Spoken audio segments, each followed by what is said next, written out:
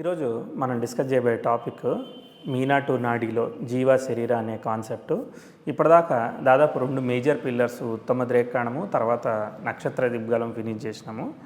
And finally మనం జీవ శరీరంలోకి వచ్చాం. దీని తర్వాత మళ్ళీ మనం గుణాస్ అనే కాన్సెప్ట్ చెప్పుకుంటాం. సో మీరు ఏదైనా బేసిక్స్ మీనా టు నాడీ గురించి మిస్ అయితే దాదాపు 10 వీడియోలు చిన్న చిన్న కాన్సెప్ట్స్ అన్ని చేసాము. ఆర్వీఏ తెలుగు యూట్యూబ్ ఛానల్లో ప్లేలిస్ట్ ఏరియాలో మీనా టు నాడీ ఆస్ట్రాలజీ ఎతికితే మీకు దొరుకుతుంది. 1 బై 1 మీరు సీక్వెన్షియల్గా వెళ్ళిపోవచ్చు అనమాట, ముందు లైన్గా ముందుకు వెళ్ళిపోవచ్చు. ఓకే, సరే. అసలు జీవ శరీర అంటే కాన్సెప్ట్ ఏంటిది? చాలా సింపుల్ అనమాట, ఆ పేరులోనే ఉంది. ఒక మనిషి శరీరాన్ని కలిగి ఉంటాడు, దాని లోపల ఉండే ఈ జీవం ఏదైతే ఉంటుందో, ప్రాణం ఏదైతే ఉంటుందో, వాడు ఏదైతే కోరుకుంటాడో ఆ కోరికని ఫిల్ చేయడానికి ఏదైనా ఒక పని యాక్షన్ చేయాలని అంటే మనకి శరీరం ఉండాలి, శరీరం లోపల ప్రాణం ఉండాలి. ఆ ప్రాణమే జీవం అన్నమాట. ఈ శరీరము మనం ఆ యాక్షన్ చేయడానికి హెల్ప్ అవుతుంది. మనిషి ఎందుకు పుట్టాడయ్యా, ఏ కోరికలతో పుట్టాడా అంటే మళ్ళీ ఆ 12 భావాలు అనమాట. అంటే లగ్నం నుంచి 12 భావాలు. లగ్నం అంటే తనుభావం, ద్వితీయం అంటే ధనభావం. సో డబ్బులు ఎలా ఉంటాయా అంటే మళ్ళీ ఆ విషయానికి, ఆ కోరికకు సంబంధించి జీవ శరీర ప్లానెట్స్ ఎలా ఉన్నాయి. మనం ఇదివరకు కూడా సుబ్బు ఆస్ట్రాలజీ మెథడ్ అని ఒక వీడియో తీసుకున్నాం, సిమిలరే. కాకపోతే ఏంటంటే ఇది కొంచెం డీటెయిల్డ్గా ఉంటుంది. అది మా ఫాదరు ఫాలో అయ్యేది. బట్ నాకు ఆయన సోర్స్ ఎక్కడి నుంచి ఫాలో అవుతున్నాడో తెలియలేదు. బట్ ఇప్పుడు అర్థమైంది, మేబీ ఇదే సోర్స్ నుంచి ఫాలో అయ్యాడని నేను అనుకుంటున్నాను, హోప్ఫుల్లీ. అది అంత ఎగ్జాక్ట్గా లేదు. అది ఓన్లీ ఒక గ్రహం యొక్క నక్షత్రం, దాని నక్షత్రం ఎక్కడ ఉంటుంది, ఇట్లా ఒక గ్రహానికి నక్షత్రం, దాని నక్షత్రం ఎలా ఉంటుందని మాత్రమే కన్సిడర్ చేశారు తప్ప ఇంక ఏమీ కూడా కన్సిడర్ చేయలేదు. ఇది చాలా స్పెసిఫిక్గా, చాలా సిస్టమేటిక్గా, స్ట్రక్చరల్గా ఉందన్నమాట. అది ఎలా అనేది చెప్తాను. కాన్సెప్ట్ అయితే అర్థమైంది కదా. ఒక కోరిక అంటే ఒక భావము ఫుల్ఫిల్డ్గా, అంటే సక్సెస్ఫుల్గా, ఫ్రూట్ఫుల్గా ఉందా లేదా అని చూడాలి అని అంటే దాని యొక్క జీవకారక ప్లానెట్, జీవ ప్లానెట్ ఏంటిది, శరీర ప్లానెట్ ఏంటిది అనేది. జీవకారకుడు అంటే మళ్ళీ గురువు, కన్ఫ్యూజ్ కాకండి. ఇక్కడ మీనా టు నాడీ కాన్సెప్ట్లోనే ఆలోచించాలి. దాని జీవ ప్లానెట్ ఏంటిది, శరీర ప్లానెట్ ఏంటిది. సో ఏదైతే ప్లానెట్ ఉంటుందో ఆ ప్లానెట్ని కోరిక అనుకుంటే, ఆ భావం ఏదైతే ఉంటుందో దాన్ని కోరిక అనుకుంటే, ఆ కోరిక ఫిల్ అవ్వడానికి దానికి జీవము అంటే సోల్ అండ్ బాడీ రెండు కూడా కంఫర్టబుల్గా ఎప్పుడైతే ఉంటాయో అది ఫ్రూట్ఫుల్గా ఉంటుందని మన రాఘవాచారి గారు ఈ నాడీ గ్రంథాల ద్వారా డిరైవ్ చేయడం జరిగింది. ఇప్పుడు ఉదాహరణకి నేను ఇక్కడ ఒక చార్ట్ చూపిస్తున్నా కదా, కనిపిస్తుంది కదా, సింహలగ్నం. ఇప్పుడు రవి అనేవాడు దశమంలో ఉన్నాడు. ఓకే, 10th హౌస్ని మనం అనలైజ్ చేస్తున్నాం, లేదంటే రవిని గురించి అనలైజ్ చేస్తున్నాం అని అనుకుంటే, ఆ రవి ఏ నక్షత్రంలో ఉన్నాడు, చంద్ర నక్షత్రంలో ఉన్నాడు. అది ఏమవుతుంది, జీవ ప్లానెట్ అవుతుంది అన్నమాట. దాని నక్షత్రాధిపతి చంద్రుడు ఎవరి నక్షత్రంలో ఉన్నాడు, గురు నక్షత్రంలో ఉన్నాడు. కాబట్టి అది శరీర ప్లానెట్ అవుతుంది, అంతే. సో ఆ రవికి, ఆ జీవ శరీర, ఆ రవి గురువులు అవుతారనమాట. ఇట్లా మనం అర్థం చేసుకోవచ్చు. ఇక్కడ ఇంకొక 2 ఎగ్జాంపుల్స్ ఇచ్చారు మనకి. ఈ బుక్ ఏదైతే ఉందో, ప్రాక్టికల్ స్టెల్లర్ ఆస్ట్రాలజీ బుక్, మనం ఫస్ట్లో డిస్కస్ చేసుకున్నాం కదా, ఆ 2 ఎగ్జాంపుల్స్ ఏమి ఇచ్చారో కూడా ఇప్పుడు మీకు చూపిస్తాను. నేను చూపించి మెయిన్ కాన్సెప్ట్ ఎక్స్ప్లెయిన్ చేస్తాను.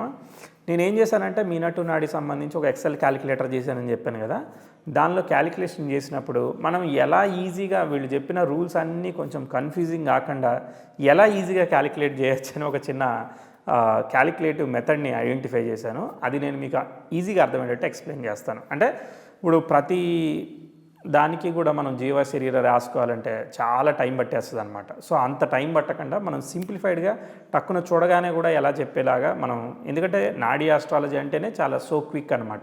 సో అంత ఫాస్ట్గా నువ్వు ఎట్లా చెప్పాలి అనే దానికి కూడా నీకు క్యాలిక్యులేషన్ మనం ఒకటి రూల్స్ లాగా పెట్టేసేసుకుంటే ఫాస్ట్గా చేసేసుకోవచ్చు.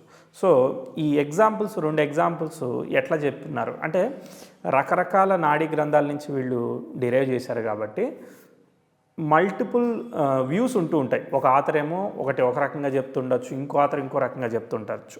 కానీ మనకి రాఘవాచారి గారు డిఫరెంట్ వ్యూస్ ఎవరైతే ఉన్నాయో ఆ వ్యూస్ని కూడా మనకి షేర్ చేయడం జరిగింది.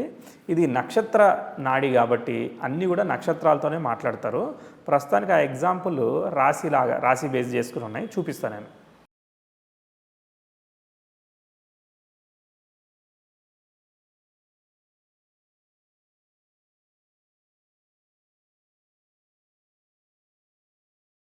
ఓకే. మీకు చార్ట్ కనిపిస్తూ ఉంది కదా! ఏంటంటే మేషలగ్నము పంచమంలో గురువు ఉన్నాడు. 8లోనేమో లగ్నాత్తు వృశ్చిక రాశిలో రవి ఉండడం జరిగింది. సో 9వ భావం ఎలా ఉంటుందయ్యా? 9వ భావం బాగుందా లేదా అని విశ్లేషించడానికి జీవ అంటే ఇంకొక విషయం చెప్పాలి. మనకి ఏదైనా ఒక విషయం నేర్చుకుంటున్నప్పుడు 4 విధాల ఎలిమెంట్స్ ఉన్నాయి. ఆ ఎలిమెంట్స్ రాస్తాను.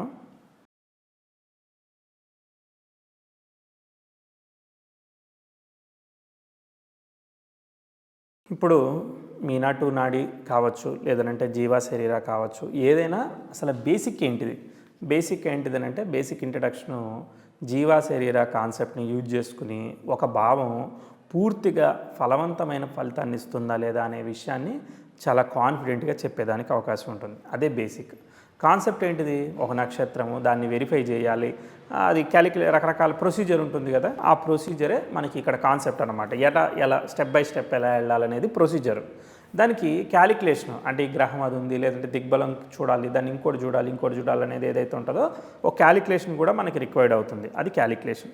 ఫైనల్లీ ఈ కాన్సెప్ట్ని ఓకే మనం ఈ భావాన్ని చూడొచ్చని చెప్తారు, కానీ కాన్సెప్ట్లో దీన్ని ఎలా ఎగ్జాక్ట్లీ వాడాలనేది చెప్పరు. ఫైనల్గా ఒక కేస్ స్టడీయో ఒక రెఫరెన్స్ చార్ట్ వచ్చినప్పుడు దాని మీద జీవా శరీరాన్ని అప్లై చేసి ఓకే జీవా శరీర ఇలా ఉన్నాయి కాబట్టి ఈ భావం చాలా ఫ్రూట్ఫుల్గా ఎలివేట్ అయింది, పలానా దశ వచ్చినప్పుడు బాగా ఎలివేట్ అయింది అని చెప్పి ఎక్స్ప్లెయిన్ చేసే ప్రయత్నం చేస్తారు. సో నేను అన్నీ కూడా ఫస్ట్ బేసిక్స్, కాన్సెప్ట్స్, క్యాలిక్యులేషన్స్ ఇవన్నీ కవర్ చేస్తున్నాను ఈ కోర్సులో.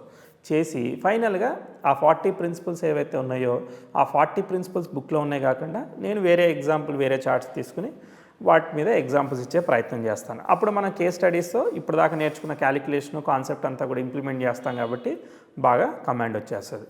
సో ఇప్పుడు ఎగ్జాంపుల్ గురించి మాట్లాడదాం. ఎగ్జాంపుల్ ఏంటిది? చాలా సింపుల్ కదా. మేషలగ్నానికి 9వ భావాన్ని విశ్లేషించమని అడిగారు. ఏంటిది? జీవ శరీర. ఆ నాడీ గ్రంథంలో ఉన్నదాన్ని బట్టి ఆయన ఏం చెప్పారంటే ఇదే ఎగ్జాంపుల్ తీసుకున్నారు బుక్లో కూడా, జస్ట్ 2 ప్లానెట్స్ కదా అని అదే యాజ్ ఇట్ ఈజ్గా వాడేస్తాను. 9వ భావానికి అధిపతి గురువు కదా. ఈ గురువు ఎక్కడున్నాడు? సింహరాశిలో ఉన్నాడు. సో రవి అనే గ్రహము జీవా ప్లానెట్ అవుతుందన్నమాట, దాని యొక్క ప్రాణం అనమాట అది. ఆ రవి ఎక్కడున్నాడు? వృశ్చికంలో ఉన్నాడు. సో కుజుడు ఏమవుతాడు? శరీర ప్లానెట్ అవుతాడు. సో ఈ రవి మరియు కుజులే ఈ గురువుని రూల్ చేస్తూ ఉంటారు. సో వాళ్ళు ఎలా ఉన్నారు, ఎలాంటి పొజిషన్స్లో ఉన్నారు, ఎగ్జాల్ట్ అయ్యారా, లేదంటే మంచి స్థానాల్లో ఉన్నారా, మంచి గ్రహాల చేత చూడబడుతున్నారా, ఇలా అనేక పారామీటర్స్ని మళ్ళీ కన్సిడర్ చేసి ఫలితం చెప్పే ప్రయత్నం చేస్తారు.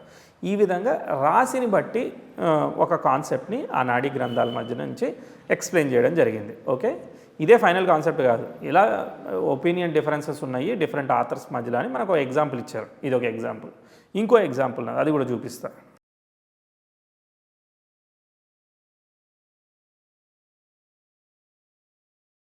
కొంతమంది ఆథర్సు లగ్నం అనేది ఆత్మ అని, చంద్రుడు అనేది శరీరం అని, ఒక్కోసారి లగ్నాధిపతి ఎక్కడైతే ఉంటాడో ఆ లగ్నాధిపతి ఉన్న రాస్యాధిపతి ఓకే అంటే జీవమని, తర్వాత చంద్రుడున్న రాస్యాధిపతి శరీరంగా కన్సిడర్ చేస్తారని కొన్ని కన్సిడర్ చేసినట్టు చెప్పారనమాట. అలా డిఫరెంట్ ఆఫ్ ఒపీనియన్స్ ఉన్నాయి. ఇంకోటి ఇప్పుడు ఒక ఎగ్జాంపుల్ ఇచ్చారు కదా, ఏం ఎగ్జాంపుల్ ఇచ్చారు?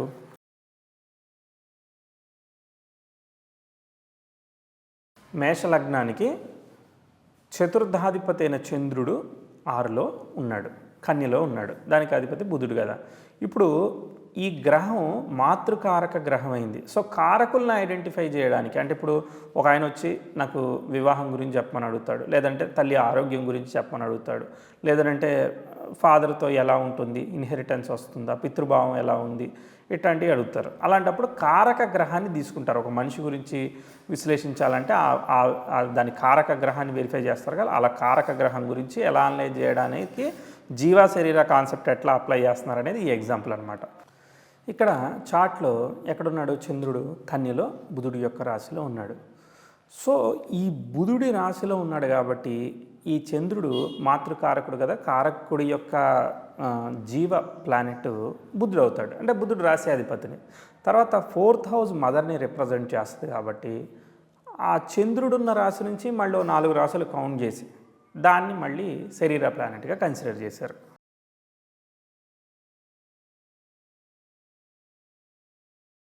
ఇలా కారకులకి వాళ్ళు జీవ శరీర కనుక్కున్నట్టుగా మనకి బుక్లో ఎక్స్ప్లెయిన్ చేశారు. బట్ ఇక్కడ ఇది జస్ట్ రాశిని బట్టి తీసుకున్నారు కదా, కానీ ఇక్కడ మనకి నక్షత్ర జ్యోతిష్యం కాబట్టి ఎలా డిఫైన్ చేశారనే దానికి ఒక 5 రూల్స్ ఉన్నాయి. ఆ రూల్స్తో ఎట్లా ఎతుకుతారు అని అనేది మాట్లాడదాం. చార్ట్ వేస్తాను, వేసి మాట్లాడదాం.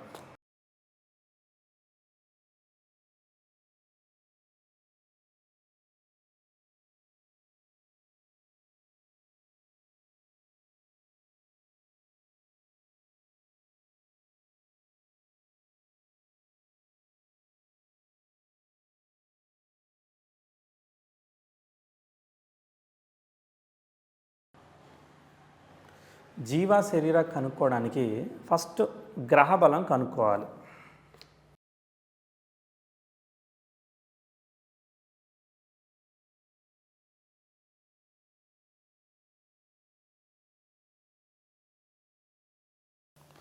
ఇప్పుడు నేను ఏవైతే రూల్స్ రాశానో ఈ 5 గ్రహ బలం కనుక్కోవడానికి రూల్స్ అన్నమాట. ఒక గ్రహ బలం కనుక్కున్నప్పుడే ఇప్పుడు ఫర్ ఎగ్జాంపుల్ సన్ను మూన్ స్టార్లో ఉన్నాడు అని చెప్పాం, మూను జూపిటర్ స్టార్లో ఉన్నాడు. అలా 3 గ్రహాలే ఉన్నాయనుకో, సింపుల్గా ఇది ఆ నక్షత్రంలో ఉంది, అది ఆ నక్షత్రంలో ఉందని మనం సరదాగా వెళ్ళిపోవచ్చు అనమాట, ఈజీగా లెక్క కట్టేయచ్చు. అంత ఈజీ కాదనమాట. ఇక్కడ ఏంటంటే ఈ ఒక రాశిలో ఈ 5, 4, 3, 2 గ్రహాలు, ఒక గ్రహాన్ని మించి 2 గ్రహాలు ఉంటే వాళ్ళలో ఎవరు బలవంతులో చూసుకోవాలి. అంటే ఉదాహరణకి సింపుల్గా ఏం చెప్పాలి అంటే, ఒక చిన్న ఎగ్జాంపుల్ చెప్తాను. ఒక చిన్న షాప్లో ఒక అబ్బాయి పనిచేస్తున్నాడు. నువ్వు వెళ్ళి ఏదన్నా అడిగేవనుకో, తీసుకెళ్ళు, నువ్వు మా ఫ్రెండే కదా, తెలిసినోడివే కదా అని ఇచ్చేస్తాడు. అదే వాళ్ళ ఓనర్ ఉన్నాడు అనుకో, మా ఓనర్ని అడుగు అని చెప్తాడు. ఎందుకంటే వాడు ఇవ్వలేడు కదా, వాడికి అధికారం లేదు. అట్టనే ఒక రాశిలో ఒక బలమైన గ్రహం ఉన్నప్పుడు దాని కంట్రోల్లో మిగిలిన గ్రహాలన్నీ వెళ్ళిపోతాయి. అది ఎలా చెప్తే అలా వినాలి. అది ఎలా సీక్వెన్స్ అంటే, ఫస్ట్ ప్రైమరీగా ఏదైనా ఒక గ్రహం దాని స్వంత రాశిలో ఉందనుకో, దానికి 100% దాని బలాన్ని కలిగి ఉంటుందన్నమాట. ఒకవేళ ఆ రాశిలో ఒక 4 గ్రూప్గా, ఇదివరకు కూడా చిన్న టాపిక్ లాగా ఎక్స్ప్లెయిన్ చేశాను, మళ్ళీ చిన్నగా రిపీట్ చేస్తున్నాను అంతే. అదే ఒక చిన్నగా ఒక ఉచ్చస్థితి పొందిందనుకో, స్వక్షేత్రంలో ఉండే ఆ రాశ్యాధిపతి కనుక, రాశ్యాధిపతే కదా స్వక్షేత్రంలో ఉండేది, ఆ రాశ్యాధిపతి లేదనుకో, అప్పుడు ఉచ్చులో ఉన్న గ్రహం కంట్రోల్ చేస్తూ ఉంటుంది ఆ రాశిని. ఉచ్చులో ఉన్న గ్రహం కూడా లేదు, ఏదైనా దిగ్బలం పొందుందనుకో గ్రహం, అది కంట్రోల్ చేస్తుంది.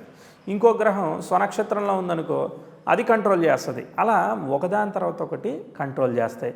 అన్ని దిగ్బలాన్ని పొందాయి అంటే అప్పుడు ఈ సీక్వెన్స్ ఆఫ్ ది ప్లానెట్ అనే టాపిక్ చెప్పుకున్నాం. అది ఆ సీక్వెన్స్ ప్రకారం అది కంట్రోల్ చేస్తాయి. రాహు నుంచి బుధుడి వరకు మనం సీక్వెన్స్ చెప్పుకున్నాం కదా, అలా కంట్రోల్ చేస్తాయి అన్నమాట. ఇలా ఒక రాశిని ఏదైతే కంట్రోల్ చేస్తుందో, ఇప్పుడు జీవా ప్లానెట్ ఏంటిది, ఇప్పుడు సన్ వచ్చేసేసి ఇంతకుముందు ఎగ్జాంపుల్లో రోహిణిలో ఉన్నాడు, మనం వెళ్ళి చంద్రుడిని మనం తీసుకున్నాం. అదే చంద్రుడితో శని కలిసి ఉన్నాడు అనుకో, అప్పుడు సన్ యొక్క జీవం శని అవుతాడు. శని ఉచ్చి పొందాడు కదా, ఆ శని అవుతాడు. శని, చంద్ర, శుక్రుడు కలిసి ఉన్నాడు అనుకో, అప్పుడు శుక్రుడు పవర్ఫుల్ అవుతాడు. సో రవి యొక్క జీవా ప్లానెట్ శుక్రుడే ఇస్తాడనమాట. శని కానీ చంద్రుడు కానీ ఇవ్వలేరు. నిజానికి చంద్రుడే నక్షత్రాధిపతి, కానీ ఇవ్వలేరు అనమాట. దాన్ని ఆ రాశిని ఎవరు కంట్రోల్ చేస్తారో దాన్ని ఐడెంటిఫై చేయడమే ఇక్కడ గేమ్ అంతా ఉందన్నమాట. సో దీన్ని మనం అర్థం చేసుకోవడానికి నేను ఒక చిన్న మ్యాథమెటికల్ క్యాలిక్యులేషను వేసాను అనమాట. అది కూడా మీకు చూపిస్తాను. ఇప్పుడు ఇదైతే అర్థమైంది కదా, స్వక్షేత్రము, తర్వాత ఉచ్చక్షేత్రము, ప్రియారిటీ అనమాట. దాని తర్వాత దిగ్బలం పొందిన ప్లానెట్, మళ్ళీ దిగ్బలం అన్నీ కూడా పొందితే అప్పుడు దానిలో ఓన్ స్టార్లో ఏదన్నా స్వనక్షత్రంలో ఏదైనా గ్రహం ఉందో చూడాలి. తర్వాత అలానే అన్ని 2 గ్రహాలు స్వనక్షత్రంలో ఉన్నాయి, బలంగా ఉన్నాయనుకో, అప్పుడు ఈ సీక్వెన్స్ ఆఫ్ ది ప్లానెట్ ప్రకారం చూడాలి. తర్వాత ఏదైనా గ్రహం నీచంలో పొంది కూడా దిగ్బలం పొందుతుంది. అట్లాంటప్పుడు నీచంలో పొందిన గ్రహానికి కాంపిటీషన్లోకి అసలు తీసుకోరు. అంటే ఇప్పుడు 3 గ్రహాలు ఉన్నాయనుకో, ఒకటి నీచంలో పడిందనుకో, ఇక అసలు అది కౌంటే లేదనమాట. ఫైనల్గా ఏంటిది, శని కనుక అనురాధలో ఉన్నట్టయితే విపరీతంగా బలాన్ని పొందుతాడు. కుజుడు ఉన్నా కూడా లెక్క చేయడం అనమాట. అక్కడ వేరే గ్రహం ఏది కూడా, చంద్రుడు ఒక్కడే డిబిలేట్ అవుతాడు తప్ప ఉచ్చి పొందదు కదా. సో కాబట్టి ఇంకా వేరే గ్రహంతో అసలు కుజుడినే కన్సిడర్ చేయట్లేదు అంటే శని ఎంత బలవంతుడు. సో అనురాధలో శని బలవంతుడు అవుతాడు. సో అక్కడ శనికే ఓటింగ్ పడుతుంది అనమాట. శని ఉన్నాడంటే శనినే కన్సిడర్ చేస్తారు. దాన్ని ఏదో జీవ అయితే జీవ, శరీర అయితే శరీరగా బలమైన ప్లానెట్గా కన్సిడర్ చేసి ఒక రాశిలో బలమైన గ్రహాన్ని కనుక్కున్నప్పుడే ఈ జీవ శరీర కనుక్కోవడం వస్తుంది. లేదంటే మాత్రం కనుక్కోరాదు. దానికోసం మనం దిగ్బలం కనుక్కోవాలి, బలమైన ప్లానెట్ కనుక్కోవాలి, సీక్వెన్స్ ఆఫ్ ది ప్లానెట్ కనుక్కోవాలి, ఇవన్నీ కనుక్కోవాలి. దీనికి వచ్చిన లెక్క చేసుకోవాలి మనం. నేను ఏమనుకున్నానంటే ఒక 100 మార్క్స్ స్వక్షేత్రానికి వేసుకుందాం, 75 మార్క్స్ ఉచ్చక్షేత్రానికి, అంటే ఏదైనా గ్రహం ఉచ్చ పొందిందనుకో దానికి 75 మార్క్స్ ఇచ్చేసేయాలి. దిగ్బలం పొందిందనుకో దానికి 25 మార్క్స్, స్వనక్షత్రంలో ఉందనుకో దానికి 50 మార్క్స్. ఈ సీక్వెన్స్ ఆఫ్ ది ప్లానెట్ 9 గ్రహాలు కదా. సో రాహుకి హయ్యెస్ట్ సీక్వెన్స్, అంటే రాహుని 1 కింద చేయకండి, చేస్తే మనకి క్యాలిక్యులేషన్లో ప్రాబ్లం వస్తుంది. కాబట్టి డిసెండింగ్ ఆర్డర్లో రాహు 9 హైలీ పవర్ఫుల్, అంటే ఎక్కువ రేటింగ్ ఇచ్చాం. తర్వాత రాహు తర్వాత కేతు 8, సన్ 7 అట్ట వేసుకోవాలి. 9 to 1 మధ్యలో రేటింగ్ ఇవ్వాలి. తర్వాత నీచంలో ఉందనుకో గ్రహం దానికి 0. శని అనురాధలో ఉన్నాడా లేదా ఆ చార్ట్లో అనేదాన్ని మనం ముందుగానే ఆ రాశిలో కనుక ఉంటే దాన్ని మనం ఏం చేద్దాం, డైరెక్ట్గా 200 మార్కులు ఇచ్చుకున్నాం అనుకో, ఈ ఏది ఏమైనా కూడా దిగ్బలం వచ్చినా ఏది వచ్చినా కదా సంబంధం లేదు కదా, శనే పవర్ఫుల్ కదా. ఇప్పుడు ఒక రాశిలో బలమైన గ్రహం మీరు చెప్పగలుగుతారా, చెప్పలేరా? సింపుల్గా మీరు ఏం చేయాలంటే, ఒక రాశిలో 4 గ్రహాలు ఉన్నాయనుకో, ఆ 4 గ్రహాలలో ఏవేవి ఏ కండిషన్స్ని ఫాలో అయ్యాయో ఆ కండిషన్స్కి ఈ 5 రూల్స్ ప్రకారం మార్క్స్ వేసుకోవడమే. ఒక రాశిలో ఒక గ్రహం ఉంది, అప్పుడు మీరు ఒక 100 మార్కులు వేయండి, ఏంటి స్వక్షేత్రం అయితే. తర్వాత దిగ్బలం పొందిందనుకోండి, దానికి మళ్ళీ 25 మార్క్స్ వేసుకోండి. సీక్వెన్స్ ఆఫ్ ది ప్లానెట్కి ఎంతో కొంత వేసుకోండి. ఇలా వేసుకుంటూ వెళ్ళారనుకో, మీరు ఆల్రెడీ అది స్వక్షేత్రం కాబట్టి 100+ స్కోర్ చేసేసింది కాబట్టి దాదాపు అంతా స్కోర్ కలిపితే 200 మించకుండా ఉంటుందా? ఒక గ్రహం స్వక్షేత్రం అయితే ఉచ్చ పొందలేదు కాబట్టి 100 వస్తాయి. తర్వాత ఒకవేళ ఉచ్చ పొందితే స్వక్షేత్రం కాదు అది అంతే కదా కండిషను. ఇలా లాజికల్గా నేను ఒక కండిషన్ రాసిన క్యాలిక్యులేటర్ కోసం, అదే కండిషన్ని నేను మీకు ఇక్కడ ప్రజెంట్ చేస్తున్నాను అనమాట. సింపుల్గా ఇప్పుడు ఈ నెంబర్స్ని కనుక మీరు కూడితే ఒక రాశిలో బలమైన గ్రహం ఏంటిదో ఇట్టేగా చెప్పేస్తారు. ఇక్కడ ఇప్పుడు వచ్చిన సమస్య అంతా ఏంటిదనంటే దిగ్బలాన్ని కనుక్కోవాలి, సీక్వెన్స్ ఆఫ్ ది ప్లానెట్ కనుక్కోవాలి. సీక్వెన్స్ ఆఫ్ ది కనుక్కోవడం ఈజీయే, దిగ్బలమే కనుక్కోవడానికి 8 రూల్స్ ఉన్నాయి కాబట్టి వాటిని కనుక్కోవాలి. ఇప్పుడు క్యాలిక్యులేషన్లోకి దిగాము, ఇప్పుడు ఈ క్యాలిక్యులేషన్ చెప్పుకోవాలి. సో మనం ఎగ్జాంపుల్ చార్ట్ తీసేసుకుందాం, రియల్ టైం ఎగ్జాంపుల్ చార్ట్ తీసేసుకుని మనం జీవ శరీర కనుక్కున్నాం అనుకో మనకు అర్థమైపోతుంది. ఇది కావాలంటే ఒక స్క్రీన్ షాట్ తీసుకొని పక్క పెట్టుకోండి. మనం దానిలో ఇదే ఫార్ములాతో మాన్యువల్గా క్యాలిక్యులేట్ చేసే ప్రయత్నం చేద్దాం. దీన్ని మనం ఎక్సెల్లో కూడా క్యాలిక్యులేట్ చేసుకోవచ్చు ఇలానే.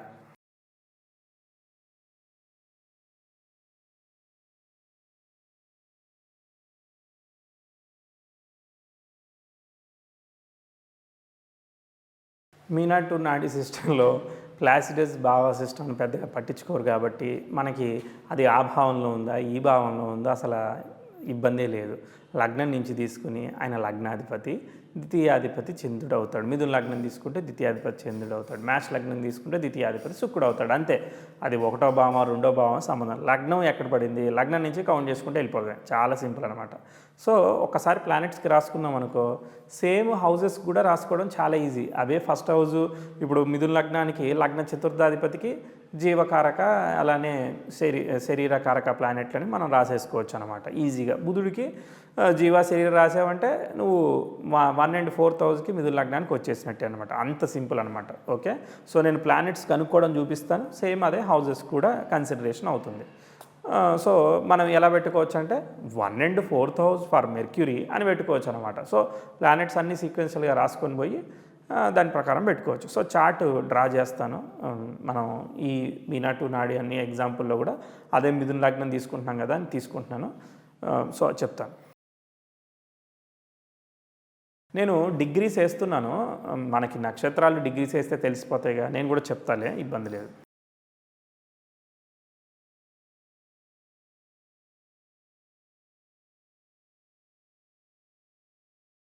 ఇది ఒక పురుషుడి జాతకము, మిథున లగ్నం. లగ్నంలో 25 డిగ్రీలకి చంద్రుడు ఉన్నాడు, పంచమంలో 29 డిగ్రీలకి బుధుడు ఉన్నాడు, తర్వాత గురువు 10 డిగ్రీలకి తులలో ఉన్నాడు. తర్వాత వృశ్చికంలో చతుర్గ్రహ కూటమి 4 గ్రహాలు ఉన్నాయి. శుక్ర, రాహువు అనురాధలో ఉన్నారు. తర్వాత రవి వచ్చేసేసి బుధ నక్షత్రంలో అప్పుడే 16.40 దాటి 17లోకి ఎంటర్ అయ్యాడు. సో బుధ నక్షత్రం జ్యేష్ఠలో ఉన్నాడు. కుజుడు కూడా జ్యేష్ఠ నక్షత్రంలోనే ఉన్నాడు. శని కుంభంలో 1 డిగ్రీకి ధనిష్ట నక్షత్రంలో ఉన్నాడు. ధనిష్ట నక్షత్రం 3వ పాదం అనమాట. సరే, ఇప్పుడు మనకి పాదాలతో ఇబ్బంది ఏమీ లేదు, ఎందుకంటే జీవ శరీరానికి కావాల్సింది నక్షత్రాలే కాబట్టి వాటిని మనం మాట్లాడుకుందాం. సో చంద్ర అలానే బుధులు ఇద్దరు కూడా బుధుడు విశాఖలో ఉన్నాడు. చంద్రుడు వచ్చేసి గురు నక్షత్రమైన పునర్వసులో ఉన్నాడు. గురువు స్వాతిలో ఉన్నాడు. ఇవన్నీ ఇప్పుడు మనకి నక్షత్రాలన్నీ ఐడియా వచ్చేసాయి. ఇప్పుడు మనం ఏం కనుక్కోవాలి? ఒక్కొక్క గ్రహానికి జీవ శరీరం కనుక్కోవాలి. సో మనం రవి నుంచి స్టార్ట్ చేసేసుకుందాం. రూల్స్ తెలుసు కదా, ఫస్ట్ ఎగ్జాల్టేషను ఇవన్నీ రూల్స్ ఉన్నాయి కదా, ఒక్కొక్క రూలు మనం కనుక్కుంటే వెళ్దాం. ఒక గ్రహానికి కనుక్కున్నాం అనుకో, మిగిలిన అన్నీ ఐడియా వచ్చేస్తాయి. ఇప్పుడు మనం జీవ శరీరం కనుక్కోవాలంటే మనం ఈజీగా రాసుకునేటట్లేదు. మనకు ఫస్ట్ ఏంటిదని అంటే దిగ్బలం కనుక్కోవాలి. దానికన్నా ముందు దిగ్బలం కనుక్కుంటేనే జీవ శరీరం కనుక్కోగలుగుతాం. సో దిగ్బలం చూడాలి, అప్పుడు మనకి ఈజీ అవుతుంది. దిగ్బలం లేకుండా మనం ఏమీ చేయలేం. ఫస్ట్ మనం నిన్న చెప్పుకున్న వీడియోలో మనం దిగ్బల రూల్స్ చెప్పుకున్నాం కదా, 8 రూల్స్ చెప్పుకున్నాము. మనం నిన్న చెప్పుకున్న వీడియోలో మీనా టు నాడి దిగ్బలం గురించి చెప్పుకున్నాం కదా. అంటే రెగ్యులర్ దిగ్బలం వేరు, మీనా టు నాడికి సంబంధించిన దిగ్బలం వేరు. మీనా టు నాడికి సంబంధించిన 8 రూల్స్ దిగ్బలం వీడియో ఏదైతే ఉన్నదో మనం ప్లేలిస్ట్లోకి వెళ్తే దొరుకుతుంది. ఆర్వీఏ తెలుగు ప్లేలిస్ట్ ఏరియాకి వెళ్ళి మీనా టు నాడిలో వెళ్ళి మీరు చూడొచ్చు అనమాట. సో ఆ 8 రూల్స్ని ఇప్పుడు అప్లై చేసి ఇప్పుడున్న చార్ట్లో ఏ ఏ గ్రహాలకి దిగ్బలం వచ్చిందో మనకు తెలియాలి. ఆ 8 రూళ్ళలో ఏ రూల్ ప్రకారం వచ్చినా పర్వాలేదు, అది రాస్తా.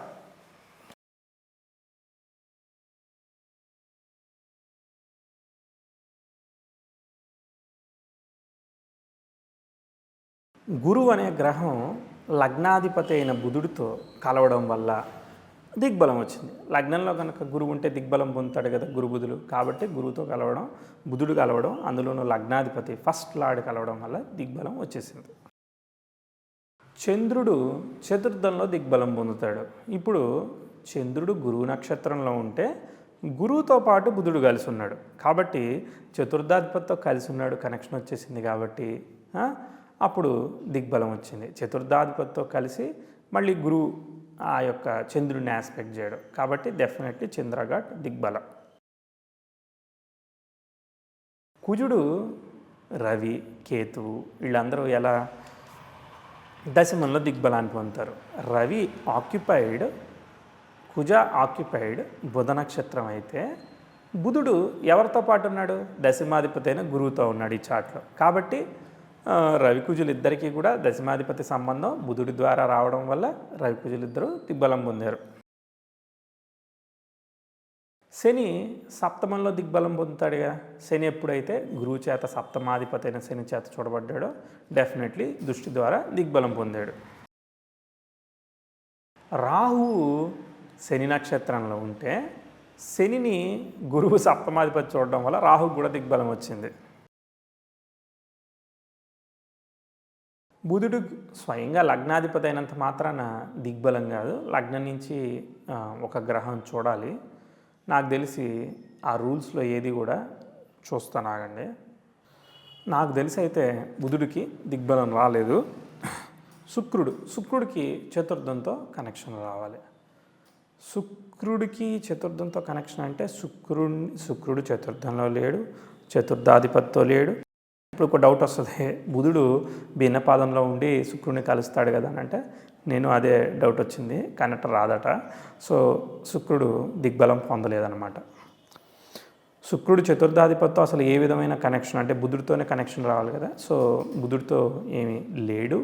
అట్లనే దాని స్టార్ లార్డ్ అయిన శని బుధుడితో కలిసి కానీ బుధుడిని చూడడం కానీ ఏమీ లేదు కాబట్టి అక్కడ శుక్రుడికి రాలేదు.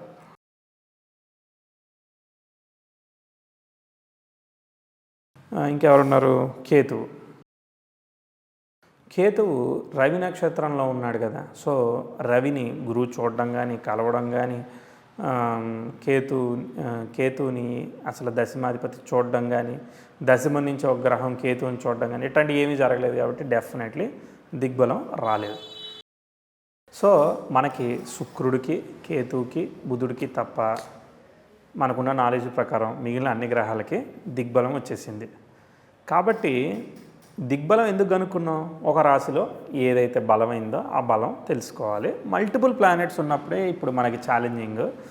ఒక ప్లానెట్ ఉన్నప్పుడు ఛాలెంజింగ్ లేదు. అంటే ఇప్పుడు కుంభంలో శని ఉన్నాడు, ప్రాబ్లం లేదు. వృషభంలో కేతు ఉన్నాడు, ప్రాబ్లం లేదు. మిథునంలో చంద్రుడు ఉన్నాడు, అప్పుడు కూడా ప్రాబ్లం లేదు. వృశ్చిక అండ్ తులలోనే ఇక్కడ 4 అక్కడ 2 6 గ్రహాలు ఉన్నాయి. ఆ 2 రాశుల్లో బలవంతుడు ఎవరో తెలుసుకోవాలి. వృశ్చికంలో కుజుడే ఉన్నాడు కాబట్టి స్వక్షేత్రగతుడు అయ్యాడు కాబట్టి మనకి అదే బలమైంది. దానికి మించి ఇంకా దేనికి కూడా ఎక్కువ రేటింగ్ రాదు. ఎందుకంటే ఓన్ హౌస్కి మనం 100 మార్క్స్ ఇచ్చాం, దిగ్బలం వచ్చింది, ఇంకొక 25 మార్క్స్ యాడ్ చేసేసాం. సో 125 ప్లస్ సీక్వెన్స్ ఎంతైతే అంత. సో 5 వచ్చిందో 6 వచ్చిందో దాదాపు 130 మార్క్స్ మించి ఆ వృశ్చిక రాశిలో ఏ గ్రహం అన్నా రాగలుగుతుందా? ఇంకేది రాలేదు. జస్ట్ అక్కడ ఓన్ స్టార్లో ఉన్న ప్లానెట్ లేదు, సీక్వెన్షియల్గా వచ్చిన ప్లానెట్ లేదు, దిగ్బలం వచ్చింది. ఎంత వచ్చినా కానీ 50 దాటదనమాట స్కోర్. కాబట్టి అక్కడ కుజుడే టాప్.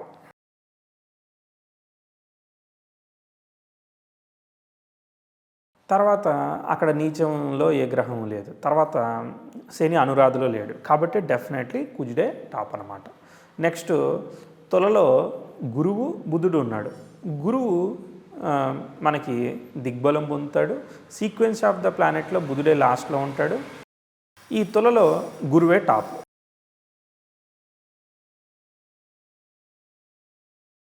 ఎప్పుడైతే ఈ విషయం ఇంత సింపుల్గా తేలిందో ఇక మనం జీవా శరీర ఇలా రాసుకుంటూ వెళ్ళిపోవచ్చు అంతే. ఇప్పుడు ఏదైతే దిగ్బలం రాశానో అది ఎరైజ్ చేసేస్తున్నాను, ఎందుకంటే మీకు చార్టు ఏ ప్లానెట్కి మీకు జీవా శరీర కనబడాలని తీసేస్తున్నా.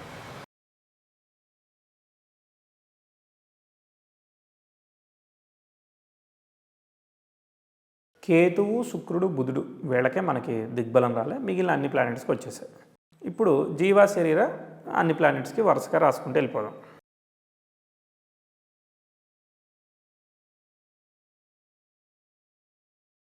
రవి, చంద్ర, కుజ, బుధ, గురు, శుక్ర, శని, రాహు, కేతు ఇలా నవగ్రహాలు ఉన్నాయి. ఇప్పుడు ఈ లగ్నానికి ఆధిపత్యాలు ఇవన్నీ మనం మాట్లాడదాం. సో ఫస్ట్ రవి యొక్క జీవం అంటే ఏంటిది? దాని నక్షత్రనాథుడు ఎవరో తెలుసుకోవాలి. రవి యొక్క జీవం, రవి యొక్క నక్షత్రనాథుడు బుధుడు కాబట్టి బుధుడే మనకి జీవకారకుడు. కానీ ఆ రాశిలో ఎవరు బలవంతుడు? గురువే కదా. సో కాబట్టి గురువుని తీసుకోవాలి. ఒకవేళ గ్రహం గనక స్వనక్షత్రంలో ఉంటే అప్పుడు రాశ్యాధిపతిని తీసుకుంటారు. అది మళ్ళీ ఇంకో క్లాస్. గురువు జీవకారకుడు అయ్యాడు. ఉదాహరణకి ఇదే చార్ట్లో గురువు గనక విశాఖలో ఉన్నాడనుకో అప్పుడు శుక్రుడిని కన్సిడర్ చేస్తారు. అప్పుడు ఆ శుక్రుడు ఏ రాశిలో ఉన్నాడు, ఆ రాశిలో ఎవరు బలవంతులో వాళ్ళని మళ్ళీ శరీర ప్లానెట్గా తీసుకుంటారు. అంటే నక్షత్రనాథుడికి బదులు రాశ్యాధిపతిని తీసుకుని ఆ రాశ్యాధిపతి ఎక్కడున్నాడు, ఆ రాశి ఏ రాశిలో అయితే ఉంటాడో ఆ రాశిలో ఎవరు బలంగా ఉన్నారో మళ్ళీ వాళ్ళని ఇస్తారు. ఇది ఒక క్రేజియస్ట్ థింగ్ అనమాట. మనం వెళ్తూ ఉంటే చూడడానికి 5 రూళ్ళు ఉన్నట్టు ఉంటాయి, కానీ మనం అటు తిప్పి ఇటు తిప్పి కొంచెం షాకింగ్ ఇస్తూ ఉంటారు. సో కాబట్టి జాగ్రత్తగా చూసుకోవాలి. సో ఇప్పుడు ఉన్న చార్ట్లో అయితే రవికి గురువు జీవ. సో గురువు ఎవరి నక్షత్రంలో ఉన్నాడు? స్వాతిలో ఉన్నాడు. స్వాతిలో ఉంటే రాహు నక్షత్రం కదా, మరి అది వృశ్చికంలో ఉంది కదా. వృశ్చికంలో ఎవరు పవర్ఫుల్ అయ్యా అంటే స్వక్షేత్రం, ఓన్ హౌస్ పవర్ఫుల్ కదా. కాబట్టి కుజుడు దానికి శరీర ప్లానెట్ అవుతాడు. చంద్రుడు ఎవరి నక్షత్రంలో ఉన్నాడు? గురు నక్షత్రంలో ఉన్నాడు. అప్పుడు గురు నక్షత్రంలో ఉంటే గురువు తొల్లో పవర్ఫుల్గా ఉన్నాడు, బుధుడు కూడా ఉన్నాడు కాబట్టి గురువే డైరెక్ట్గా అవుతాడు. గురువు ఎవరి నక్షత్రంలో ఉన్నాడు?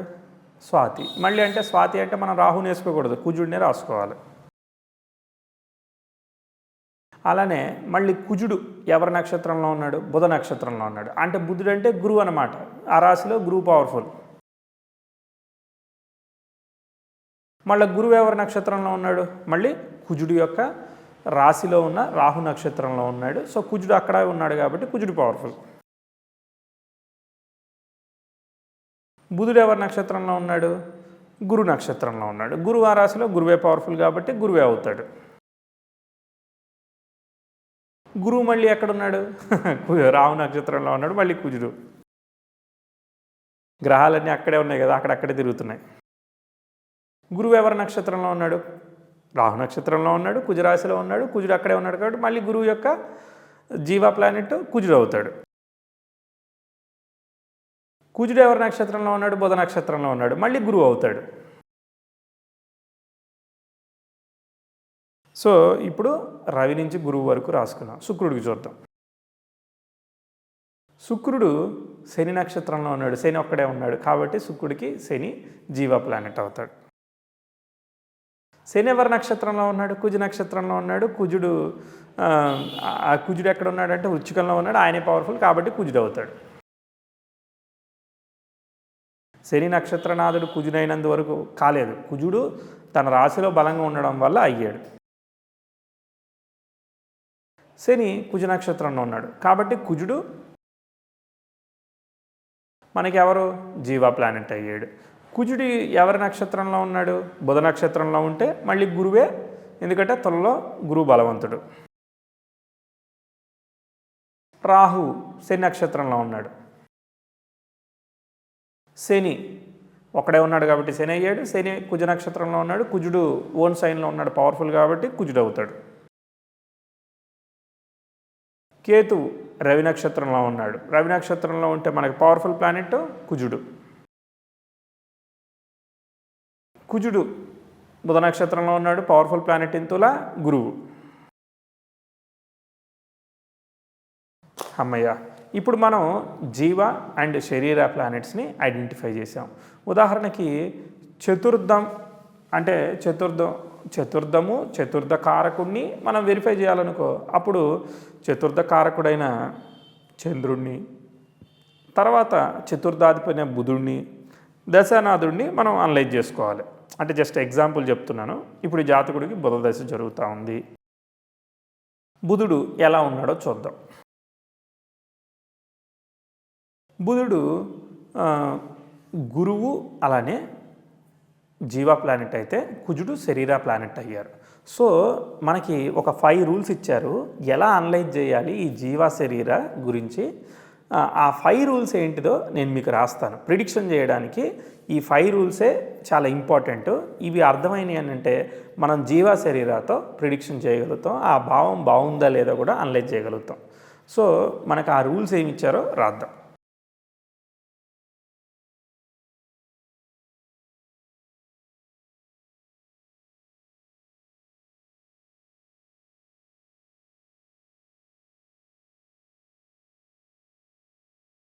అద్భుతమైన రూల్స్ ఇచ్చారు, 5 రూల్స్ ఇచ్చారు, భలే అనిపించాయి.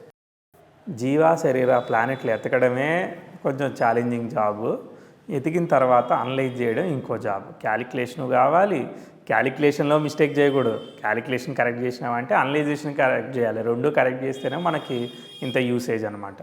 లేదంటే మాత్రం ఇన్ని రాసుకొని ఏం అనలైజ్ చేయాలి, ఏం చెప్పాలో అర్థం కాదు. ఎందుకంటే క్యాలిక్యులేషన్తో నిండిపోయి ఉంటుంది ఒక్కోసారి మీనటు నాడి. అసలు అది ఎక్కడ వాడాలి, ఇది ఎక్కడ వాడాలి, ఇన్ని కాన్సెప్ట్స్ ఉన్నాయి, అసలు ఎలా యూజ్ చేసుకోవాలి అని మనకు అర్థం కాదనమాట. అప్లికేషన్ ఆఫ్ ఆస్ట్రాలజీ ఎట్లా చేయాలో అర్థం కాదు. అందుకే మనకి కేస్ స్టడీస్ వచ్చినప్పుడు సులభంగా ఈజీగా నేను చెప్పే ప్రయత్నం చేస్తానన్నమాట. సో మనం ఇవే కేస్ స్టడీస్ కాకుండా మనం రెగ్యులర్గా చేసుకునే కేస్ స్టడీస్లో అంటే మీనాటు నాడి కోసం కొన్ని సింపుల్గా ఒక 4-5 కేస్ స్టడీస్ చేసుకున్నాం. తర్వాత మనం అంటే పిఎస్ఏ రూల్స్ ఏదైతే ప్రాక్టికల్ స్టెల్లర్ ఆస్ట్రాలజీ మీద 40 రూల్స్ చెప్పుకుంటాం. తర్వాత ఒక 5 చార్ట్లు విడిగా తీసుకుని మనం సపరేట్గా అనలైజ్ చేసుకుంటాం.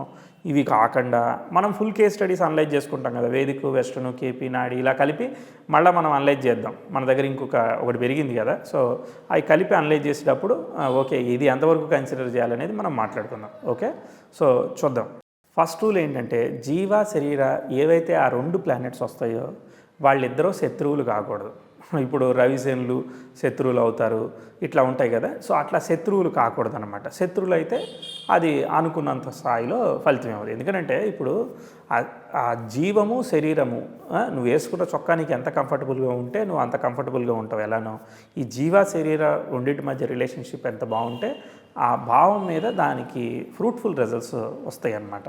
సో జీవ శరీర ఎప్పుడు కూడా శత్రువులు కాకూడదు, ఇది ఒకటి. రెండోది దాని గుణాస్ టాపిక్ మనం నెక్స్ట్ కవర్ చేస్తాము. సో గుణం అంటే మనం ఆల్రెడీ ఇంట్రడక్షన్లో చెప్పాము, మధ్య మధ్యలో కూడా చెప్తూ వచ్చాము. రాజసిక గ్రహాలు, సాత్విక, రాజసిక, తామసిక అని 3 గ్రహాలు ఉన్నాయి. అవి 3 లెవెల్స్లో ఉంటుందన్నమాట ఒక గ్రహానికి. ఇప్పుడు కేతువు తామసిక గ్రహం. సో అశ్విని 1వ పాదము అది తామసిక, అంటే మేషమే మళ్ళీ వర్గోత్తమం అవుతుంది. అప్పుడు నవాంశ కూడా అది తామసికం అవుతుంది. సో మధ్యలో ఇంకోటి ఉంటుంది, అది ఎలా క్యాలిక్యులేట్ చేశారో ఎవరికి తెలియదు కానీ, బట్ అది కూడా ఏంటిది అనేది ఉంటుంది. సో ఆ తామసిక గ్రహం, ఇప్పుడు శని కానీ కుజుడు కానీ ఇట్లాంటి ప్లానెట్స్ తామసిక ప్లానెట్స్, వాళ్ళు తామసిక గుణాన్నే కలిగి ఉండాలి. అలానే గురువు అనేవాడు కుజుడికి మిత్రుడు. గురువు సాత్విక ప్లానెట్. ఇప్పుడు బుధ నక్షత్రంలో ఉన్నాడు అనుకో, అప్పుడు సాత్విక గుణాన్ని కలిగి ఉంటాడు. సో అప్పుడు సాత్విక గుణాన్ని కలిగి ఉన్న గురువు, తామసిక గుణాన్ని కలిగి ఉన్న కుజుడు. అంతేగాని కుజుడు గురువు మిత్రులు కాబట్టి గురుడు వెళ్ళి తామసిక గుణాన్ని, కుజుడు వెళ్ళి సాత్విక గుణాన్ని కలిసి ఉండకూడదు, మళ్ళీ అక్కడ ఫెయిల్ అవుద్ది అనమాట. అట్లా గుణం కూడా కలిగి ఉండాలి. ఫస్ట్ వాళ్ళిద్దరూ శత్రువులు కాకూడదు. రెండోది వాళ్ళకి గుణం కూడా సంపూర్ణంగా బాగుండాలి. అంటే దానిలో 100%, 66%, 33% నేను పర్సంటేజ్లు కూడా కట్టా. సో అది కూడా మీకు చూపిస్తా. సో ఒక గ్రహానికి గుణం ఎంత వచ్చింది, జీవా ప్లానెట్కి గుణం ఎంత వచ్చింది, శరీర ప్లానెట్కి గుణం ఎంత వచ్చింది. సో ఆ రెండింటికి గుణం పూర్తి స్థాయిలో పొందినవి అనుకో, 100% వచ్చాయనుకో, ఇక 100% వస్తూ వాళ్ళు మిత్రత్వం పొందారనుకో, అవి ఇంకా బాగుంటాయి. అవే కాకుండా శుభస్థానాల్లో ఇప్పుడు మనకి పాపస్థానాలు ఏంటిది, 6, 8, 12 ఇవే కదా దుస్థానాలుగా చెప్తారు. తర్వాత 3 కూడా కొంచెం కొంతవరకు అట్లాంటిదే. సో అష్టమాత్ అష్టమం తృతీయం కాబట్టి మనకి 1, 5, 9 అనేవి కోణస్థానాలు, 1, 4, 7, 10 అనేవి కేంద్ర స్థానాలు. కేంద్ర కోణాలు ఎప్పుడు కూడా శుభత్వాన్ని ఇస్తాయి. సో ఈ కేంద్ర కోణ రాసుల్లో కనుక ఉన్నట్టయితే, అంటే వీళ్ళిద్దరూ జీవా శరీర ప్లానెట్ ఇద్దరు కూడా ఉన్నట్టయితే మంచి ఫలితాన్ని ఇస్తాయి. అర్థమైందా? సో ఇది మనకి చెప్పిన విషయం. ఇంకోటి పాపగ్రహాలు చూడడం. ఇప్పుడు ఉదాహరణకి ఇప్పుడు శని శుక్ర వీళ్ళిద్దరూ ఉన్నారు. శని పాపే కదా అని అంటే పాపే, కానీ శని శుక్రులు మంచి మిత్రత్వం ఉంటుంది కదా. ఇప్పుడు శనిని కుజుడు పాపగ్రహం, కేతు పాపగ్రహం, తర్వాత నెక్స్ట్ ఇలా 2 పాపగ్రహాలు మళ్ళీ చూసాయనుకో అది ఇబ్బంది కదా. ఇప్పుడు శుక్రుడు శుభగ్రహం సహజంగా. సో ఆ శుక్రుడిని శని కుజ అలానే మళ్ళా ఇట్లా రాహువు ఇలా 2-3 ప్లానెట్స్ కనుక చూసాయనుకో అట్లా పాపగ్రహ సంబంధం ఉండకూడదు అంటున్నాడు. అది కూడా మనం అర్థం చేసుకోవాలి. ఇంకోటి ఏం చెప్తున్నారనంటే స్వక్షేత్రంలో కానీ ఈ మిత్రత్వం పొందిన ఈ 2 ఏవైతే ఉన్నాయో, మిత్రత్వం లేకపోయినా పరస్పర శత్రుత్వం ఉన్న గ్రహాలు ఉంటాయి. అట్లా కాకుండా కొంచెం యావరేజ్గా ఉన్నా కూడా వాళ్ళు స్వక్షేత్రం, ఉచ్చక్షేత్రము, లేదంటే శుభుల యొక్క దృష్టి పడ్డము, ఇలాంటి కనెక్షన్స్ కనుక ఉన్నట్టయితే ఇది జీవా శరీర మధ్యలోనే అనమాట. ఇక మనకి ప్లానెట్తో సంబంధం లేదు. స్టెల్లర్ ఆస్ట్రాలజీ అని అంటే ప్లానెట్ యొక్క స్టార్ లాడు, దాని స్టార్ లాడు, అంటే దాని స్టార్ లాడు అంటే అక్కడ రాశిని బట్టి మనం తీసుకుంటున్నాం కదా, దాన్ని బట్టి మనం ఈ జీవా శరీరం రాసుకున్నాం కదా. ఇప్పుడు మనకి జాతకుడికి జరుగుతున్న దశానాథుడు వాటిని మనం మన చార్ట్లోకి వచ్చి ఈ 5 రూల్స్ ఎలా ఉన్నాయో ఈ 5 రూల్స్ని అప్లై చేసి ప్రిడిక్షన్ చేయడానికి ట్రై చేస్తాం. మనం బిగినర్ అనుకుందాం, ప్రిడిక్షన్ చేయడానికి ఏం చెప్పగలుగుతాం, వీళ్ళు ఇచ్చిన కాన్సెప్ట్ని వాడుకుని ఒకటి ఇచ్చారు మనకు ఆయుధం, దాన్ని వాడుకుని మనం ఏమన్నా చెప్పగలుగుతామా లేదా ప్రయత్నం చేద్దాం. ఇది ప్రయత్నం చేసామనుకో మనకి ఇక జీవ శరీర కాన్సెప్ట్ మోస్ట్లీ వచ్చేసినట్టే అనమాట. ఇప్పుడు నేను గ్రహాలకి కనుక్కున్నాను కాబట్టి ఇప్పుడు రవి తృతీయాధిపతి అవుతాడు, చంద్రుడు మనకి ద్వితీయాధిపతి అవుతాడు, తర్వాత బుధుడు 1 and 4th లగ్న చతుర్థాధిపతి అవుతాడు. సో లగ్న చతుర్థాధిపతికి జీవ శరీర అంటే బుధుడిని వెరిఫై చేయడమే అంతే. కాబట్టి నేను ఇంకేమీ రాయట్లేదు అనమాట. ఇప్పుడు రవిని అనలైజ్ చేసుకుందామా. సో రవిని అనలైజ్ చేస్తే గురు కుజులు ఇద్దరు కూడా పరస్పర మిత్రులు అవుతారు కదా. సో వాళ్ళిద్దరి మధ్య రిలేషన్షిప్ బాగానే ఉంటుంది. కుజుడు వచ్చేసేసి సహజంగా ఎక్కడున్నాడు, మనకి నక్షత్రం వచ్చేసేసి రాశి వచ్చేసేసి మనకి వృశ్చికం అవుతా ఉంది, కానీ బుధ నక్షత్రాన్ని ఆక్యుపై చేశాడు. సో కుజుడు బుధ నక్షత్రాన్ని ఆక్యుపై చేయడం సరైన గుణాన్ని పొందకపోవడమే. తర్వాత 23 degreesకి ఉన్నాడు, నవాంశలో ఎక్కడ ఉంటాడు. సో 23-24 degreesకి ఉన్నాడంటే అప్రాక్సిమేట్లీ అక్కడ 7 కానీ 8వ నవాంశలో కానీ 23 degrees అనుకుంటే బిలో అది 23 పాయింట్ ఎంత ఉందో తెలియదు, 20 ఉందా ఎంత ఉందో చూడలేదు. సో ఉదాహరణకి ఎక్కడున్నాడు, 6 నవాంశలు కర్కాటకం నుంచి అయిపోయాయి, 7వ నవాంశ అంటే ఈ మకరంలోనే ఉంటాడు. సో మకరం అది తామసిక శని యొక్క క్షేత్రం అయితే అది బాగానే ఉంటుంది. మళ్ళీ అది గురువు యొక్క నవాంశ పొందిందనుకో, ధనస్సు అయిందనుకో, అది అంత బాగోదు. ఓకే, సో ఆ నవాంశలో అంటే గుణం ఎంత పర్సంటేజ్ పొందిందనంటే గుణం కొంతవరకు ఏదో పర్వాలేదు. తర్వాత గురువు వచ్చేసేసి సాత్విక గ్రహమై మళ్ళీ రాహు నక్షత్రంలో అంటే గుణం కోల్పోతూ ఉంది. ఓకే, గుణం కోల్పోయినప్పుడు కొంచెం ఇబ్బందే కదా. కానీ ఫస్ట్ కండిషన్ మ్యాచ్ అయింది, వాళ్ళిద్దరికీ మధ్య మిత్రత్వం ఉంది. రెండో కండిషన్లో వాళ్ళు శుభస్థానాల్లో ఉన్నారా, శుభస్థానంలో అంటే గురువు శుభస్థానంలో ఉన్నాడు, పంచమ స్థానంలో ఉన్నాడు, బాగుంది. కుజుడు స్వక్షేత్రగతుడు అయ్యాడు కానీ 6లో ఉన్నాడు. సో దుస్థానం అని చెప్పలేము ఇప్పుడు, ఎందుకంటే షష్టాధిపతి షష్ఠ స్థానంలో ఉన్నాడు అంతే. కానీ యాజ్ పర్ ద మీనాటు నాడి ఏమంటుందని అంటే 6 స్వక్షేత్రం కాదు, ఏమీ కాదు. నాకు తెలిసి అది దుస్థానం కాబట్టి దుస్థానంగానే కన్సిడర్ చేయాలి. అదే వాళ్ళు 5, 9 కనుక ఉన్నారనుకో బాగుంటుంది, లేదంటే కుజుడు దశమంలో ఉన్నాడు అనుకో బాగుంటుంది, ఇట్లా కన్సిడర్ చేస్తారు. కుజుడు యొక్క నక్షత్రనాథుడు ఎవరు, బుధుడు అయ్యి బుధుడు అదే గురువుతో పాటు పంచమ నక్షత్రనాథుడు బాగున్నాడు. సో అలా కుజు గురువుల్ని అనలైజ్ చేస్తారు.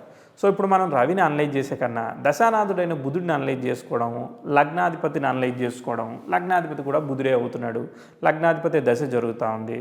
సో లగ్న నక్షత్రాధిపతి రాహు అనమాట. ఇది 10 డిగ్రీలకి లగ్నం పడింది.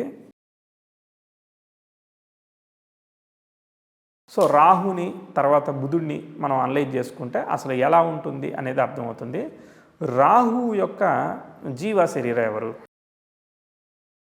శనికుజులు ఏమీ మిత్రులు కాదు కదా, కాబట్టి అది కొంచెం వర్కౌట్ అవ్వట్లేదు. ఓకే, అది అంత అనుకూలంగా లేదు. కానీ శని వచ్చేసేసి శుభస్థానంలో ఉన్నాడు. ఓకే, శని శుభగ్రహమైన గురువు చేత చూడబడుతున్నాడు, భాగ్యంలో ఉన్నాడు. కుజుడు వచ్చేసేసి వృచ్చికంలో ఉన్నాడు, స్వక్షేత్రంలో ఉన్నాడు. కొంత అంటే 6-9 ఆపరేట్ అవుతూ ఉంది, అది పూర్తి స్థాయిలో శుభస్థానం కాదు. కాకపోతే ఏంటంటే అయితే 6th తగిలింది కాబట్టి ప్రతిసారి కూడా పోరాటం చేసి వారియర్ లాగా కష్టపడి తేనే అవుతుంది తప్ప లేదంటే ఏదైనా కానీ కావడం కష్టం. అంటే ప్రయత్నం లేకుండా ఉపచయ స్థానాలు ఎప్పుడు కూడా ప్రయత్నపూర్వకంగానే అవుతాయి. ఓకే, 3, 6, 11 ఏంటిది, నువ్వు బాగా గట్టిగా ట్రై చేసావనుకో నీకు అవ్వదంటూ ఏమీ లేదు. సో కాబట్టి ఉపచయ స్థానం వచ్చింది, వాళ్ళ మీద మిత్రత్వం లేదు. కుజుడు పాపగ్రహాలైన రాహుతో కూడా కలిసి ఉన్నాడు, శుభగ్రహమైన శుక్రుడితో కూడా కలిసి ఉన్నాడు, ఓన్ హౌస్లో ఉన్నాడు కాబట్టి పవర్ఫుల్గా ఉన్నాడు. కాబట్టి ఏంటిది, లగ్న నక్షత్రాధిపతి ఎప్పుడు కూడా ఘర్షణాత్మకమైన అదృష్టాన్ని ఇస్తున్నాడు. అంటే ఎప్పుడు కూడా హార్డ్ వర్క్తో సెల్ఫ్ ఎఫర్ట్తో, నువ్వు సెల్ఫ్ ఎఫర్ట్ చేశాక లక్ వస్తే ఏంటి లేకపోతే ఏంటి. సో కాబట్టి ఒకసారి సెల్ఫ్ ఎఫర్ట్ చేసేటట్టు చేస్తూ ఉంటుంది. అది శని కుజుల సమస్య. అంటే లగ్నాధిపతి ఎలా ఉన్నాడు అనేది, అంటే లగ్న నక్షత్రాధిపతి అయిన రాహు మనకు చాలా ఇంపార్టెంట్ కాబట్టి ఆయన 50-50గా ఉన్నాడు. మరి పూర్తిగా మనం సూపర్ అని చెప్పుకోలేమన్నమాట. తర్వాత నెక్స్ట్ బుధుడు దశానాథుడు. సరే అది యావరేజ్గా ఉన్నా కూడా లగ్నాధిపతి దశానాథుడు కూడా బుధుడే అయ్యాడు కాబట్టి బుధుడు చూద్దాం. Very good. బుధుడికి గురుకుజులు వచ్చారు. అంటే లగ్న నక్షత్రాధిపతి రాహుతో కంపేర్ చేస్తే ఇక్కడ గురుకుజులు మిత్రత్వులు, పరస్పర మిత్రులు కదా. సో వాళ్ళందరూ ఒకే వర్గము, పరస్పర మిత్రులు. అందులోనూ స్వక్షేత్రగతుడైన కుజుడు, తర్వాత గురువు వచ్చేసేసి పంచమంలో పూర్వపుణ్య స్థానంలో ఉండడం, తర్వాత అంతా కుజుడు కంట్రోల్లో. గురువు వచ్చేసేసి నక్షత్రాధిపతి బుధుడు అయ్యి పంచమంకి వెళుతుంది, గురువు నక్షత్రాధిపతి 6ంటికి వెళ్తుంది. కానీ వాళ్ళ గుణాలు మాత్రం అనుకున్నంత స్థాయిలో లేవు, కొంత స్పాయిల్ అవుతూ ఉన్నాయి. 10 డిగ్రీలు దాటి ఉంది కాబట్టి 4వ నవాంశ ఫ్రమ్ ది తుల అయితే మకర నవాంశని పొందుతూ ఉంటాడు. సో అదంతా మళ్ళీ అది కూడా తామసిక నవాంశ, సో యావరేజ్గా ఉంటుంది. సో కాబట్టి అంత గొప్పగా లేదు. కానీ గురువు పంచమంలో ఉండడము, కుజుడు నక్షత్రాధిపతి పంచమంలో ఉండడము, తర్వాత గురు నక్షత్రాధిపతి రాహు అయ్యి కుజుడితో పాటు కలిసి ఉండడం, అంటే 5 and 6 అది కూడా పూర్వపుణ్యము, మళ్ళీ సెల్ఫ్ ఎఫర్ట్. పూర్వపుణ్యం 50% ఉంటూ సెల్ఫ్ ఎఫర్ట్ కూడా 50% వస్తూ ఉంది. కాబట్టి రెండు కనుక ఏ కేంద్రమో లేదంటే ఇట్లాంటివి అయ్యాయి అనుకో, అప్పుడు జాతకుడు ఇంకా చాలా టాప్ పొజిషన్స్లోకి వెళ్ళేదానికి స్కోప్ దొరుకుతూ ఉండేది. సో కాబట్టి దశని మనం పర్వాలేదు, ఎందుకంటే కుజుడు 6th and 11th లాడు కాబట్టి 50-50గా ఇస్తాడు. సో కాబట్టి 11th హౌస్ ఫలితాలేమో బాగా ఇస్తూ ఉంటాడు, 6th హౌస్ ఫలితాలు కొంచెం తక్కువగా ఇస్తాడు కదా, అనుకున్నంత స్థాయిలో ఇవ్వడు కదా. మిథున లగ్నానికి పాపి కదా కుజుడు, కాబట్టి 11th హౌస్ ఫలితాలు బాగానే ఉంటాయి, 6th హౌస్ ఫలితాలే కొంచెం అలా ఉంటాయి. ఇప్పుడు దశానాథుడైన బుధుడు ఎవరి నక్షత్రంలో ఉన్నాడంటే గురు నక్షత్రంలో ఉన్నాడు.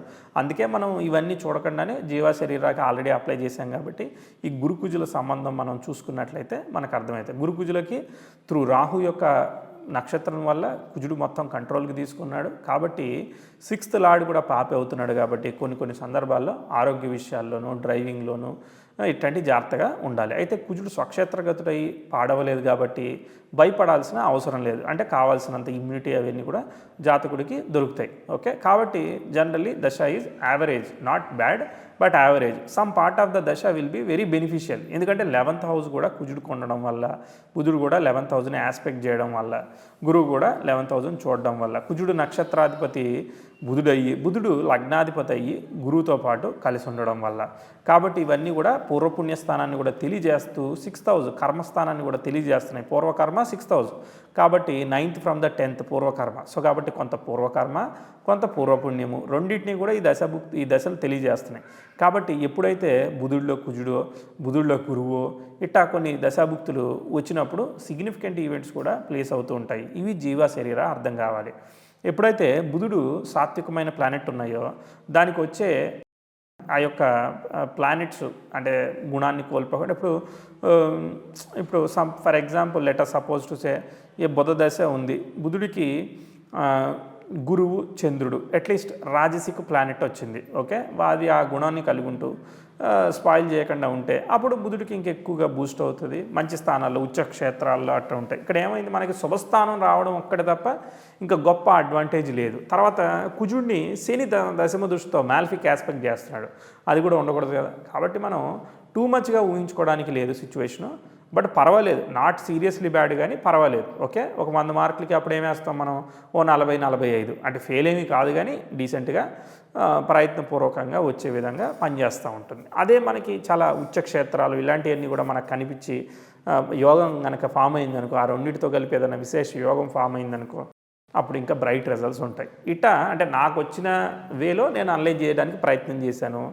తర్వాత మనకి బుక్స్లో కూడా చాలా ఎగ్జాంపుల్స్ ఉన్నాయి, వాటిని తీసుకొని మనం ఇంప్లిమెంట్ చేయాలి. మనకి ఇప్పుడు ఫర్ ఎగ్జాంపుల్ ఆస్ట్రాలజీ అనేది ఒక లాంగ్వేజ్ అంతే, ట్రాన్స్ఫార్మ్ చేయడమే. ఇప్పుడు ఒక విషయం చెప్తే ఆ విషయాన్ని జ్యోతిషపరంగా గ్రహాలతో భావాలతో మనం ఎట్టా చూడాలో తెలుసుకోవాలి. మనకు ఆల్రెడీ వేదిక్ వెస్టర్న్ కేపీ వచ్చు, ఒక ప్రిడిక్షన్ చేయడం వచ్చు. అలానే చాలామంది హారోస్కోపుల్స్తో వాళ్ళ మ్యారేజ్లు రకరకాల ఈవెంట్స్ జాబ్ ఈవెంట్స్ మనకు ఉన్నాయి. ఉన్నప్పుడు ఒక వ్యక్తి నా లైఫ్లో ఒక 10 ఏళ్ళు జాబ్ చేశాను, చాలా సిగ్నిఫికెంట్ జాబ్, నాకు పలానా దశభుక్తిలో వచ్చింది అని అన్నాడు. అన్నప్పుడు నీకు ఆ దశానాథుడు సరైన జీవాకారక అలానే శరీరకారక ప్లానెట్స్ని వేసుకుని సిగ్నిఫికెన్స్ వేసుకుని పొజిషన్ ఆఫ్ ది ప్లానెట్ వేసుకుని ఇట్లా స్టెప్ బై స్టెప్ కనుక మీరు చూశారనుకోండి, అందుకే ఇది వచ్చింది, ఇదిగో ఇన్ని ఏమంటారు ఉచ్చ ఉంది, తర్వాత స్వక్షేత్రం ఉంది, లేదంటే ఇంకోటి ఏదో ఉంది, ఇన్ని రూల్స్ ఇక్కడ ఫామ్ అయ్యాయి కాబట్టి జాతకుడు ఇంత అద్భుతమైన పొజిషన్లో ఉన్నాడు. అలానే బ్యాడ్ ఈవెంట్ జరిగింది, బ్యాడ్ ఈవెంట్ జరిగినప్పుడు కూడా ఇలా ఉన్న చార్ట్స్ని మనం ఫస్ట్ ఒక కొత్త విషయం నేర్చుకున్నప్పుడు పోస్ట్ అనాలిసిస్ ద్వారా కొంతవరకు నేర్చుకుంటూ వెళ్ళి వచ్చే కొత్త చార్ట్ల మీద మనం అప్లై చేసుకుంటూ వెళ్ళాలి. ఇంతే జీవ అండ్ శరీర. దీనిలో దిగ్బలం క్యాలిక్యులేట్ చేయడం, ఒక రాశిలో బలమైన గ్రహాన్ని కనుక్కున్న తర్వాత దాని నక్షత్రనాథుడు బదులుగా ఆ రాశిలో బలమైన గ్రహం ఏంటిదో తీసుకుని జీవ శరీరాన్ని కనుక్కోవాలి. ఇంతే దీని కాన్సెప్ట్. ఎప్పుడైతే మనం కనుక్కుంటామో ఆ రెండింటి మధ్య మంచి రిలేషన్ ఉంటుందో ఆ జాతకుడు ఏదైతే కోరుకుంటాడో ఆ కోరుకున్న విషయం మీద, ఇప్పుడు నేను దశానాథుడిని అనలైజ్ చేశాను కదా, ఇప్పుడు ఉద్యోగం గురించి అడిగాడు అనుకో, గురువుని అనలైజ్ చేయండి, దశమాధిపతిని అనలైజ్ చేయండి. ఆ తర్వాత ఉద్యోగ కారకుడైన రవిని అనలైజ్ చేయండి, రవికి గురుకుజులు అయ్యారు, తర్వాత గురువుకి గురువులే అయ్యారు. సో గురుకుజులు ఇద్దరు చాలా ఇంపార్టెంట్ రోలు ప్లే చేస్తున్నారు. కుజుడు స్వక్షేత్రగతుడు అయ్యాడు, గురువు పంచమ స్థానంలో ఉన్నాడు. సో రెండు బాగానే ఉన్నాయి కదా, బాగానే ఉన్నాయి అంటే బాగానే ఉన్నాయి. స్థానాల వైజ్గా స్వక్షేత్రం ఉంది అక్కడ, కానీ 6th హౌస్ ఉంది కాబట్టి రెండు కనుక ఇంకా స్థానాలు కూడా బాగున్నట్టయితే ఇంకా బాగా ఉండేదన్నమాట. కాబట్టి 50% వరకు మనం ఓకేగా చెప్పుకోవాలి. కాబట్టి యావరేజ్గా మనం కన్సిడర్ చేయాలి. బాగానే ఉంది చార్ట్ అని అనుకోవాలి. ఓకే, 45 to 50% మధ్యలోనే ఎస్టిమేట్ చేసుకోవాలి తప్ప టూ మచ్గా ఎస్టిమేట్ చేసుకోవడానికి లేదు. సో ఇది జీవ అండ్ శరీర కాన్సెప్ట్ అనమాట. మొత్తానికి అర్థమైంది. ఇదే మీనా టూనాడిలో కొంచెం కాంప్లికేటెడ్ టాపిక్, టూ మెనీ రూల్స్తో, కానీ ఒకసారి వీడియోని రివైండ్ చేసి చూడండి. ఒకవేళ మీకు ఏదైనా డౌట్స్ వస్తే కామెంట్ చేయండి. మీరు ఒక చార్ట్స్ మీద ప్రాక్టీస్ చేసి ఇదే జీవ శరీర ఇదేనా కాదా అన్నట్టుగా కూడా నాకు కామెంట్ చేయండి. నేను షార్ట్స్ రూపంలో ఆర్వీఏ ఫోరంలో రిప్లై ఇచ్చే ప్రయత్నం చేస్తాను. అండ్ నెక్స్ట్ మనం గుణాస్ కాన్సెప్ట్ మీద మనం మాట్లాడుకుంటే మేజర్ పిల్లర్స్ కవర్ అవుతాయి. తర్వాత డైరెక్ట్గా కేస్ స్టడీస్కి జంప్ అవ్వచ్చు. మనం ఫస్ట్ ఆల్రెడీ మాట్లాడేసుకున్న చిన్న చిన్న కాన్సెప్ట్స్ అన్నీ కూడా. సో సూన్ మనం కలుద్దాము. మీరు ఎప్పుడు కూడా కామెంట్ చేస్తేనే మీరు నేర్చుకుంటున్నారని నాకు తెలుస్తుంది. నేను మీకు నేర్చుకుంటున్నారు మన వీడియో అర్థమవుతుంది అనే ఉద్దేశంతో ఇంకా యాక్టివ్గా నేను పార్టిసిపేట్ చేయడానికి ఛాన్సెస్ ఉంటాయి. సో సూన్ మనం నెక్స్ట్ వీడియోలో గుణాస్ కాన్సెప్ట్ మీద 4th పిల్లర్ ఆఫ్ ది మీ నటునాడిలో కలుద్దాం. Thank you so much.